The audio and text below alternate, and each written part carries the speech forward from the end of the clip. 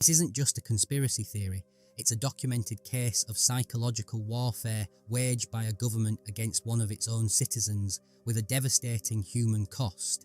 In 1979, Paul Benowitz wasn't some eccentric in a tinfoil hat. He was a respected electrical physicist running his own successful lab, Thunder Scientific, in Albuquerque, New Mexico. He built components for NASA, held patents on sensitive equipment, and was a trusted defense contractor. He was a man of science and logic who lived a comfortable life just miles from Kirtland Air Force Base. Then came one fateful night. While calibrating antennas on his roof, his equipment picked up something extraordinary, a pulsed signal that jittered across every frequency. It wasn't military traffic or a television broadcast. This signal was distinct, almost alive, pulsing with an unnerving rhythm as if something enormous overhead were pinging the ground. Most engineers might log the anomaly and move on, but Paul Benowitz stayed up all night, meticulously documenting its every nuance, convinced he'd stumbled onto a surveillance grid, but not a human one. Weeks later, a more disturbing pattern emerged. Ranchers near Dulce, New Mexico, began reporting horrific cattle mutilations. These weren't predator kills,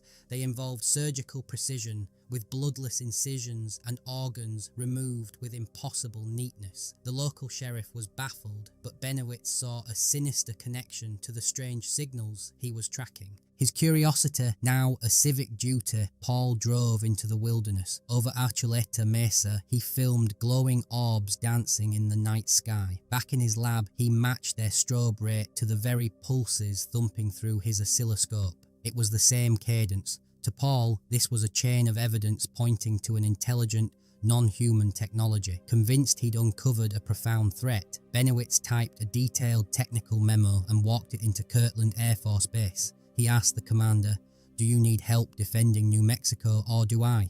The officers thanked him, stamped his report secret, and sent him home. Paul felt a surge of patriotic pride. He couldn't have known that the Air Force had just opened a file on him ominously labelled Cuckoo Benowitz, useful. Soon after, Special Agent Richard Doty of the Air Force Office of Special Investigations, AFOSI, knocked on Paul's door.